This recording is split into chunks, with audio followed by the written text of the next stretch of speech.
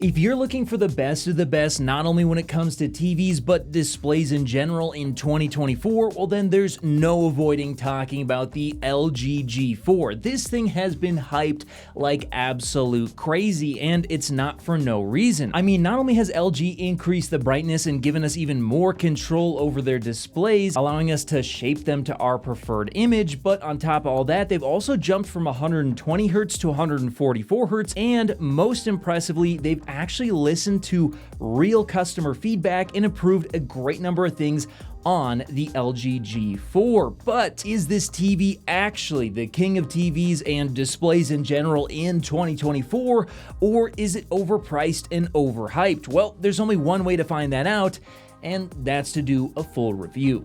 So let's do just that. Now, real quick, as a disclaimer, I purchased this from Value Electronics at a discount, so thank you to Robert, and I will have a link in the description below. Highly recommend their store. But in terms of the specs, we gotta tackle this first. The G4 I have today is the 55-inch version. It's a 4K 144Hz 16:9 MLA OLED panel with G-Sync and FreeSync compatibility. Of course, it has a ton of other features I'll have linked on their website in the description below, but let's move on to other things that I think matter greatly, such as the overall design. And honestly, it's excellent. It's pretty thin overall, although it is very, very sturdy, and it does have that premium look and feel from the front to the back to the sides. Everything just looks and feels absolutely excellent, and I think is going to be a great addition to any wall, TV stand, or heck, even desk if it's big enough that you would possibly want to put something like this on. Now, in terms of the stand itself that does come with it, well, this 55-inch version does actually come with a traditional TV stand with two height options, and I do think it's pretty good and minimalist, but you aren't going to be able to tilt it in all kinds of crazy directions, so this is kind of a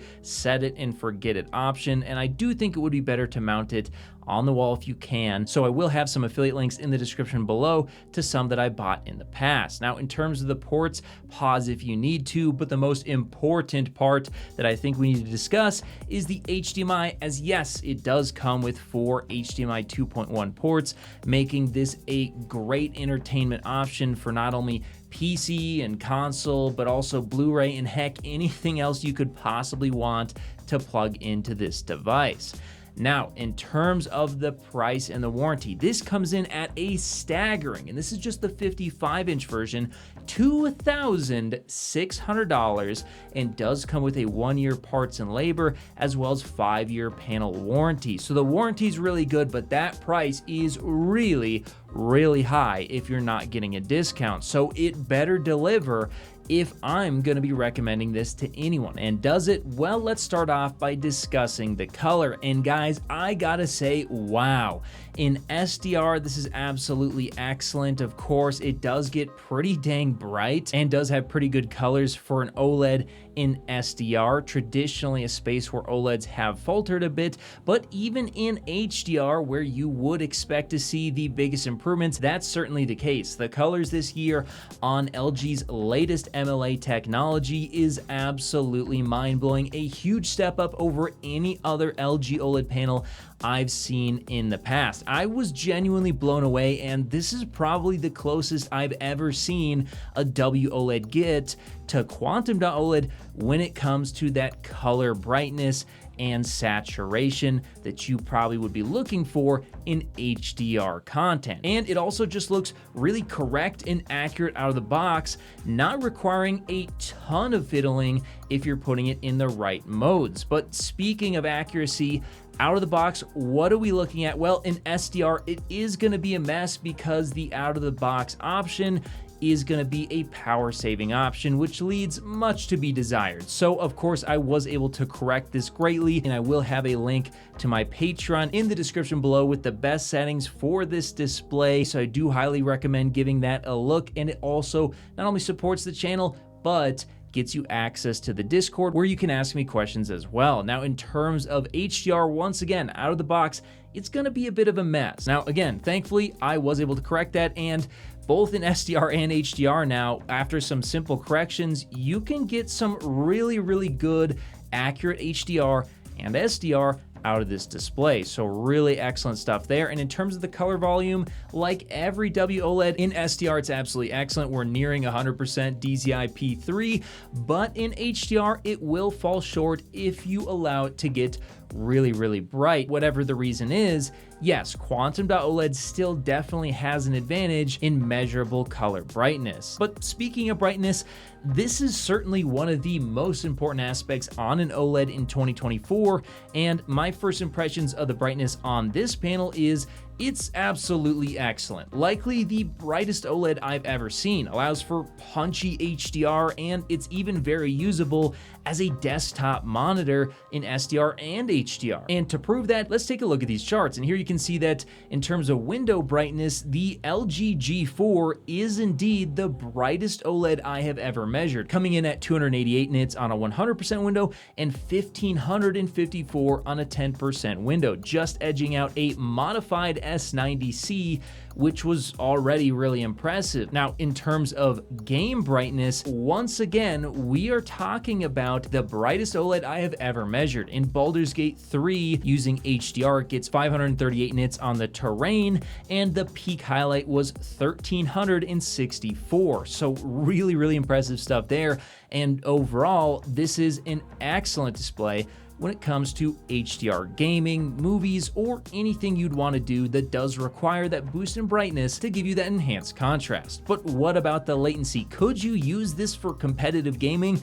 And the answer is yes, coming in at 29 milliseconds of total system latency, including an entire PC as well as peripherals.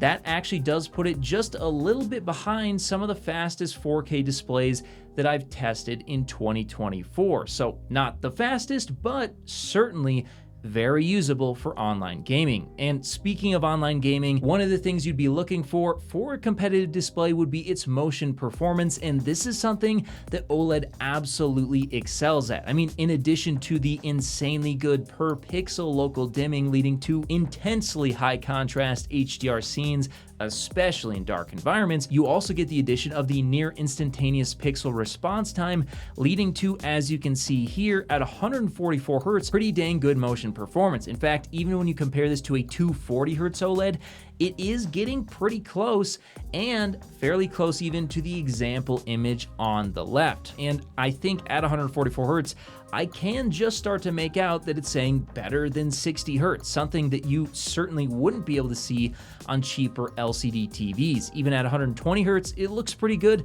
but at 60 Hz, just like any other display, that is probably too low of a frame rate for competitive gaming. Now, in terms of the text clarity and subpixel layout, this is a controversial topic, and I'm gonna say it's all right. Now, it depends on what you do, but with the current blue, green, red, white subpixel layout, well, it's just kind of in a strange order, and this can lead to, at times, some color fringing on the edges of text, or even shadowing behind it as well. Now, I think for me, I would say that overall, for the work that I do, I actually still prefer this over Quantum.OLED, which I find to have more fringing on the edges of objects, but this is going to be highly dependent on what you do, as black text against a white background can look really good on WOLED, but then you put it against certain shades of gray and it can look just as bad, if not worse, than Quantum.OLED. So this is something I'd like to see improved in the future, and hopefully we do finally get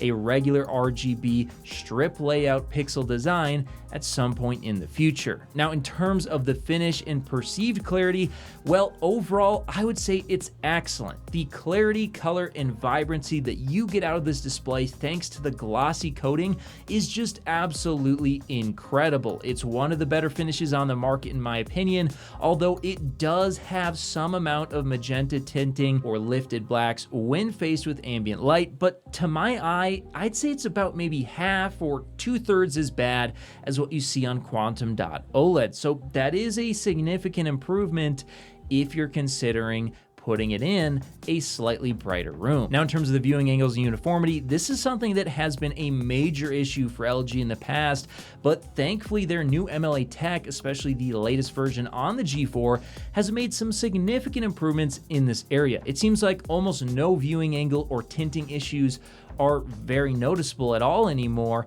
and this is as close to quantum dot OLED uniformity that I have ever seen out of any other OLED technology, in my opinion. Now, I did find some vertical banding on my display out of the box, but much like almost every other OLED I've had, a simple manual pixel clean seems to almost entirely resolve this issue. And then we gotta talk about the audio real quick. I do think that if you're spending over $2,000 on a TV in 2024, you might wanna consider a dedicated audio setup, but if you just wanna save on not spending money on some really cheap speakers, well, actually the audio on this TV isn't too bad. Now, it is a bit warm and lacking some detail, and it does have a bit of distortion at higher volume, but for a TV, I would say that it's pretty clean and it's not nearly as muddy or rattly sounding as a lot of other TVs that I've heard in the past. So yeah, overall, I would use this instead of some really cheap speakers. And then the menu and firmware on this thing has been pretty good. I didn't run into really any major bugs,